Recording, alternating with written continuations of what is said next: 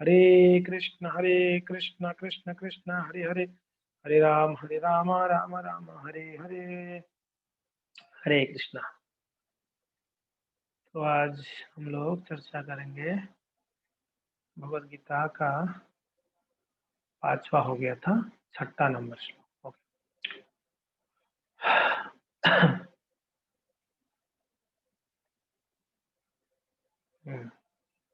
आप में से कोई कोई दोहराएंगे मेरे पीछे? हम दोहराना चाहेंगे।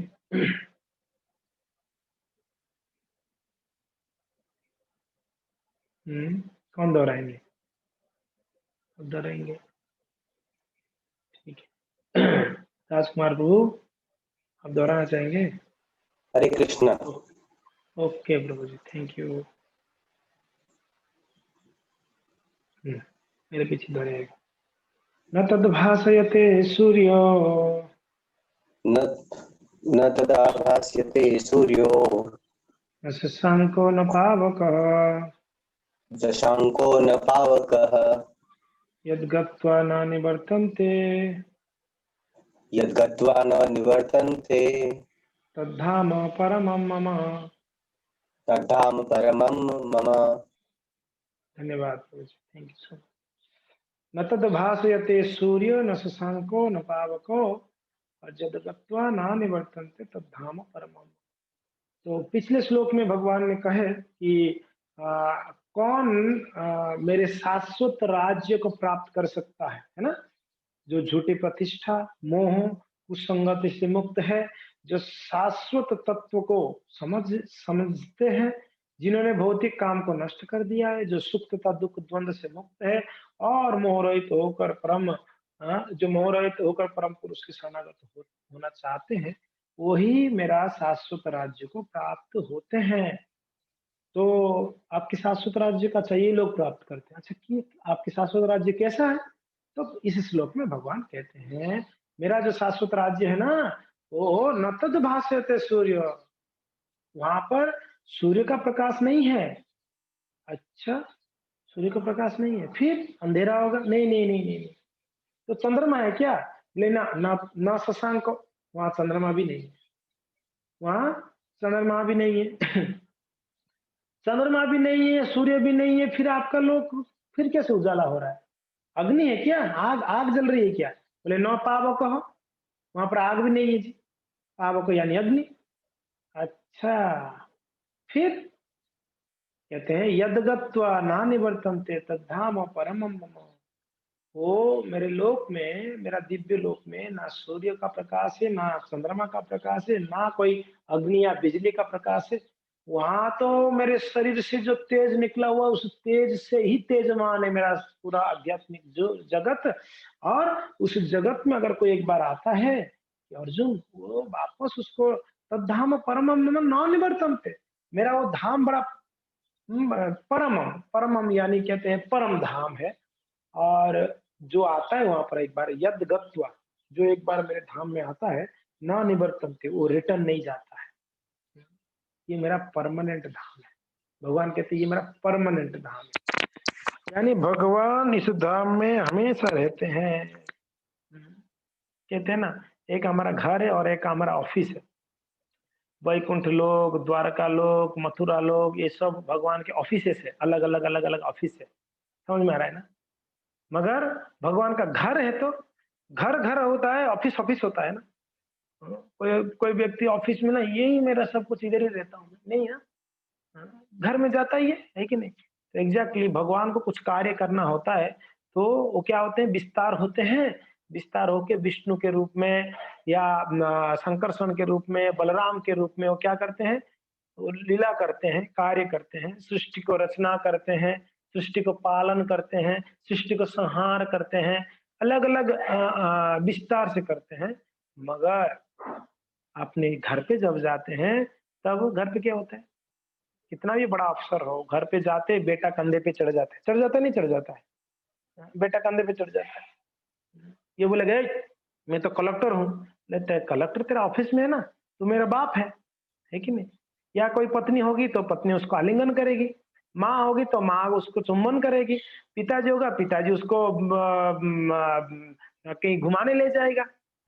बेटा होगा तो बेटा कंधे पे चढ़ेगा। तो जब घर पे आते हैं, घर पे ये सारा रिलेशन है। कौन सा? शांत, दास्य, साक्ष्य, वात्सल्य, माधुर्य, ये सारा रिलेशन घर पे है। ऑफिस में ये सब रिलेशन नहीं है जी। ऑफिस में ऐश्वर्य भाव है। कौन सा भाव है? ऐश्वर्य भाव। तो श्री भगवान अ, जो है ये सारा भौतिक संसार और आध्यात्मिक जगत में भी जो अलग-अलग लोक बताया गया है, वैकुंठ लोक है, द्वारका लोक है, अयोध्या लोक है, मथुरा धाम है, ये सारा धाम में भगवान ये ऑफिस है। अलग-अलग अलग प्रकार के वहाँ पर विस्तार करते हैं। या ऑफिस ऑफिस कह सकते हैं, या कुछ जगह ऐसा है कि जैसे अपना घर होता है, ससुराल ससुराल होता है। ससुराल में फॉर्मेलिटीज रहता है ना? दामाद गया ससुराल में, थोड़ा फॉर्मेलिटीज। मगर अपना घर पे फॉर्मेलिटीज नहीं होता है। समझ में आ रहा है ना? तो अगर अयोध्या है तो वहाँ थोड़ा फॉर्मेलिटीज है। भगवान रामचंद्र जब रामचंद्र के रूप में रहते, फॉर्मेलिटीज है, मर्यादा पुरुषोत्तम के रूप में रहना पड़ता है। पूरा मर्यादा, वहाँ पर वो नहीं चलेगा। देखा कभी आपने राम के कंधे के ऊपर कोई चढ़ गया? नहीं, आपने कभी सुना नहीं होगा। मगर आप गोलोक वृंदावन में कृष्ण के कंधे के ऊपर ग्वाले चल गए, ये सुने होंगे आप, है कि नहीं? मैया जसोदा छड़ी लेके पीटने गई, ये भी सुना होगा आप। मैया जसोदा बांध दी थी एक बार, ये भी सुना होगा आप लोगों ने, है कि नहीं? तो आप उनकी निज धाम में वो खुल मीन्स अपने अपनों के साथ अपने जैसे रहते हैं। जब कोई दूसरी जगह पे जाते फॉर्मेलिटी है, फॉर्मेलिटी। तो ये लोक है, यहाँ पर भगवान अपना लोक का वर्णन कर रहे हैं। ये मेरा लोक कैसा है बाबा? यहाँ पर सूर्य नहीं है, चंद्रमा नहीं है, कोई अग्नि नहीं है, कोई बिजली नहीं है। वहां पर तो बस मेरा शरीर से जो तेज निकला उस तेजमान लोक है। और वहां पर अगर कोई एक बार आता है ना, वो भाग्यशाली और वापस कभी नहीं जाता है, उसको जाना नहीं पड़ेगा। नहीं तो हमको तो जवाब वापस जाना है। बोले क्यों जाना चाहता है तू? मेरा ये जो भौतिक संसार है ये दुखालय है बाबा, क्यों जाना चाहता है तू? ये रुक जा ना। हाँ, तब तो ठीक है, ये दुखालय में नहीं जाएंगे। जहाँ सुख मिलता है, आनंद मिलता है, वहां रुकेंगे। तो भगवान का लोक आनंदमय लोक है। तो भगवान यहाँ पर उनकी लोक के बारे में वर्णन कर रहे हैं। प्रभुपाद जी तात्पर्य में क्या कहते हैं हम लोग पढ़ लेते हैं। प्रभुपाद जी कह रहे हैं कि यहाँ पर आध्यात्मिक जगत अर्थात भगवान कृष्ण के धाम का वर्णन हुआ है, जिसे कृष्ण लोक या गोलोक वृंदावन कहा जाता है। चिन्मय आकाश में ना तो सूर्य प्रकाश की आवश्यकता है, ना चंद्र प्रकाश की अथवा अग्नि या बिजली की, क्योंकि सारे लोग स्वयं प्रकाशित है। इस ब्रह्मांड में केवल एक लोक सूर्य ऐसा है जो स्वयं प्रकाशित है। लेकिन आध्यात्मिक आकाश में सभी लोग स्वयं प्रकाशित है।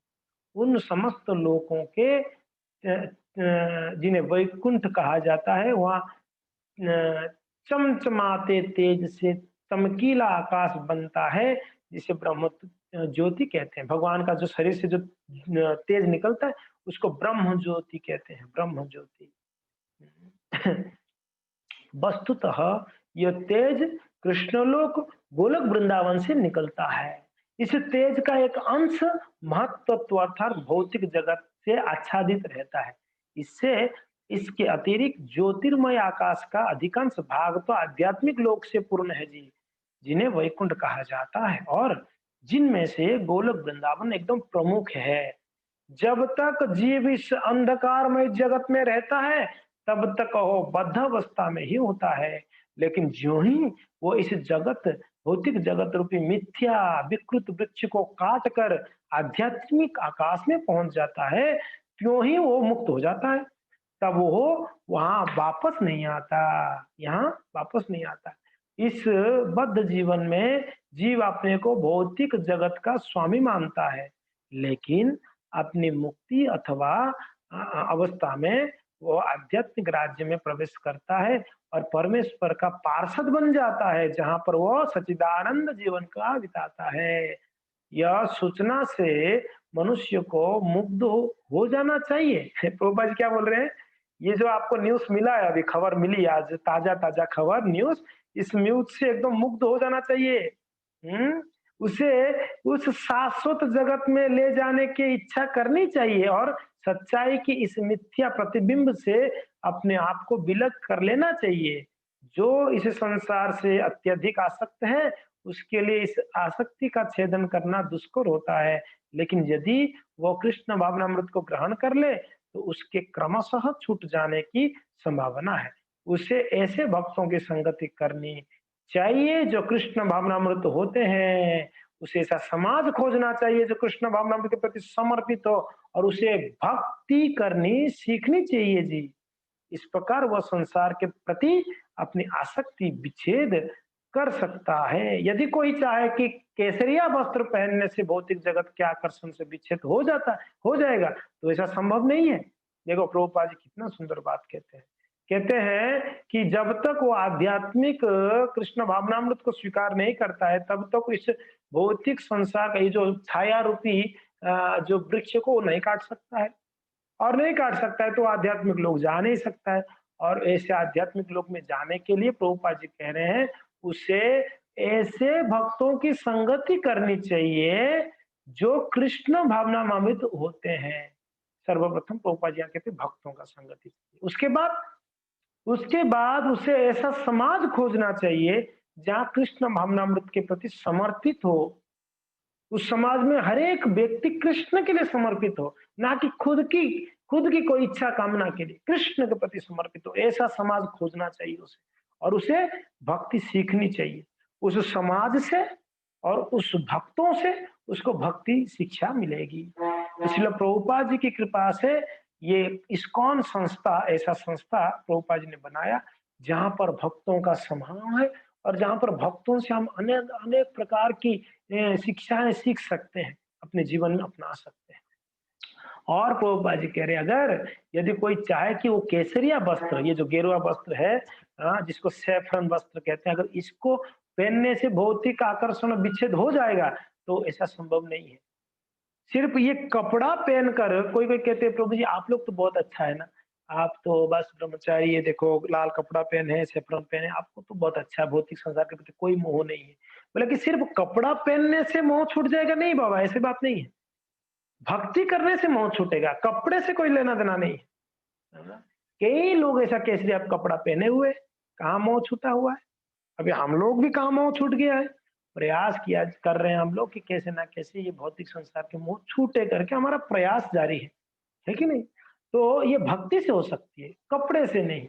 उसे भगवत भक्ति के प्रति आसक्त होना पड़ेगा।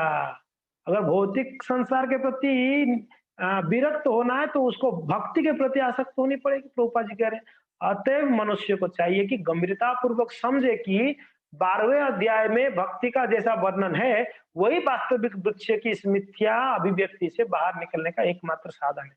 12वां अध्याय जो है भगवत गीता का, वो भक्ति का बहुत सुंदर वर्णन है, भक्ति को कैसे करना है। तो 14वें अध्याय में बताया गया है कि भौतिक प्रकृति द्वारा सारा विधियां दूषित हो जाती है, केवल भक्ति ही शुद्ध रूप से दिव्य है। 12 अध्याय में भक्ति का वर्णन है और 14 अध्याय में बताया गया कि जो भौतिक प्रकृति है दूषित है कि नहीं है? और केवल भक्ति ही शुद्ध है। फिर पोपा जी कहते हैं लास्ट पैराग्राफ में, यहाँ परमम मम शब्द बहुत महत्वपूर्ण है। वास्तव में जगत का कोना कोना भगवान की संपत्ति है, परंतु दिव्य जगत परम है और 6 ऐश्वर्य से पूर्ण है। कठोपनिषद में भी इसकी पुष्टि की की कोई आवश्यकता नहीं है। न तत्र सूर्य भाति न चंद्र तारकम, क्योंकि समस्त आध्यात्मिक आकाश भगवान की आंतरिक शक्ति से प्रकाशमान है। उस परम धाम तक केवल शरणागति से ही पहुंचा जा सकता है, अन्य किसी साधन से नहीं। है ना? तो भगवान की परम धाम को जाने का जो लालसा है, वो लालसा पूरा होगा तब जब हम भक्ति करेंगे, भक्ति को स्वीकारेंगे। भक्ति की जीवन में प्रभुपाद जी कहते हैं कैसा गंभीरता पूर्वक, एक शब्द आया ना तात्पर्य में, गंभीरता पूर्वक भक्ति, है कि नहीं? काम चलाओ वाला भक्ति नहीं, गंभीरता पूर्वक। जप में गंभीरता, श्रवण में गंभीरता, है कि नहीं? सेवा में गंभीरता, वैष्णवों की संगति में गंभीरता। गंभीरता का अर्थ है अपराधों से मुक्त होके जो करते हैं उसको गंभीरता कहा जाता है। जिसका सिंसियर कहते हैं ना, ये सिंसियर भक्त है, यानी वो अपराधों से बचता है, वो अपराध नहीं करता है और अपना प्रयास पूरा करता है, वो सिंसियर है। जो अपराध से बचता है और अपना प्रयास पूरा करता है, उसको सिंसियर कहा जाता है। अगर प्रयास नहीं किया जाए तो फिर सिंसियर कैसे हो, तो लेजी हो जाएगा, लेजी व्यक्ति। हाँ, या आलसी कहेंगे अगर अपना प्रयास पूरा नहीं करेंगे। गिलहरी अपना पूरा प्रयास किया तो प्रभु रामचंद्र का कृपा प्राप्त किया, है ना। गिलहरी ने पूरा प्रयास किया, उसने देखा अरे सब लोगों ने सेतु बांध रहे हैं भगवान प्रभु रामचंद्र की प्रसन्नता के लिए, उनकी सेवा कर रहे हैं, मैं भी कुछ कर लूं। तो छोटी सी बेचारी चूहा गिलहरी यानी चूहा के उतने ही बराबर की, उसने क्या किया, वो जाकर हाँ पानी में डुबकी लगाता, आके रेत में लोटपोट होता, वापस उस जो पुल बन रहा है पुल के ऊपर जाके झाड़ता अपना शरीर को, वापस आता, वापस पानी में डूबता, वापस रेत में जाके लोटपोट होता, रेत उसके शरीर पे लग जाता, गिल्ला है करके, फिर जाके वो रेत को उस पुल के ऊपर थोड़ा झाड़ता। तो प्रभु रामचंद्र खुश हो गया, अरे गिलहरी इतना छोटा जीव होके भी उसका क्या भाव है मेरा सेवा करने के लिए, कितना उसका वो प्रयास कितना कर रहा है। वो ये नहीं देखा मैं छोटा जीव में क्या कर सकता हूँ। कभी हम कहते हैं ना अरे मैं तो कोई बुद्धि नहीं है, मैं तो मेरे से कुछ नहीं होगा, मेरे से कुछ होगा नहीं, हम तो पहले ही हार जाते हैं, मेरे से कुछ होगा ही नहीं प्रभु जी। अरे बाबा कुछ तो होगा, ऐसा नहीं कि कुछ नहीं हो सकता है। भगवान ने कुछ तो शक्ति दी है हमको, कुछ तो बुद्धि दी है हमको, कुछ तो सामर्थ्य दिया हमको, कुछ तो धन दिया हमको। हमारे जो भी धन है, तन है, मन है, वो सबको भगवान की सेवा में प्रयास करे लगाने के लिए, बाकी तो भगवान प्रसन्न हो ही जाएंगे प्रयास से। तो प्रयास जो करता है जो व्यक्ति और जो अपराध से मुक्त होता है वो सिंसियर है यानी गंभीर है, और उस गंभीर भक्त जो है भगवान के नित्य धाम को प्राप्त होते हैं। और वो धाम कैसा है, चमकीला धाम है, ना वहां पर एलईडी लाइट का जरूरत पड़ेगा, ना वहां पर कोई सूर्य का जरूरत पड़ेगा, ना कोई चंद्रमा का, भगवान की शरीर से तेजमय है, और साथ साथ में वहां पर सभी आनंदमय है। हाँ, यहाँ पर एक श्लोक है अपना ब्रह्म संहिता में, शायद चिंतामणि है ना, चिंतामणि प्रकट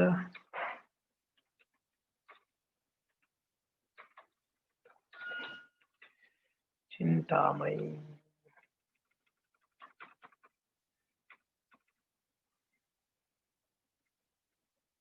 मैं शेयर करता हूँ, एक बार मेरे पीछे बोलिएगा। हाँ? चिंतामणि, सॉरी हाँ अभी आपको दिखा होगा। चिंतामणि प्रकर सद्मसु कल्प वृक्ष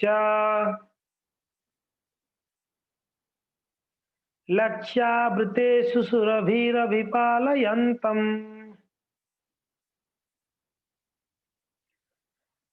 बोलिए राजकुमार प्रभु बोलिए, आप लोग को बोलने के लिए बोला मैंने। हाँ बोलना चाहिए। लक्ष्मी सहस्र शत संभ्रम सेव्यमानम गोविंदमादि पुरुषम तमहम भजामि। हाँ, तो इस श्लोक में भी ब्रह्मा जी भगवान के लोक का वर्णन कर रहे हैं। क्या है, चिंतामणि, भगवान का लोक में सब चिंतामणि है, और सद्मसु कल्प वृक्ष, वहाँ सारे जो वृक्ष है कल्प वृक्ष है, और लक्ष्यावृतेषु सुरभिर, लाखों लाखों जो सुरभि गाय है, और लक्ष्मी सहस्त्र, वहां पर हजार लक्ष्मियां है, सेव्यमानम, सम्रमानम सेव्यमानम, भगवान की सेवा के लिए लाइन लगा के खड़े हैं। वो गोविंद को मैं प्रणाम करता हूँ करके ब्रह्मा जी इस श्लोक में कहते हैं। तो ये भी भगवान के लोक का वर्णन है। इस श्लोक में इतना सब सारे पत्थर चिंतामणि, सारे वृक्ष कल्प वृक्ष, सारे गाय सुरभि गाय, और लक्ष्मी हजार लक्ष्मियां हैं। तो ये भगवान का नित्य धाम, इसलिए एक एक लोभ बन जाना चाहिए, मुझे जाना है जाना है जाना है, भगवत धाम जाना है। अगर जाना है तो क्या करना है, जाना है तो भक्ति करना है, बस। भक्ति करना है तो क्या करना है, साधुओं की संगति में रहना है, सीखना है कि नहीं, है ना मधुमती माता जी, सही बात है ना। हाँ बिल्कुल सही बात। धन्यवाद, हरे कृष्णा, शिल प्रभुपाद की।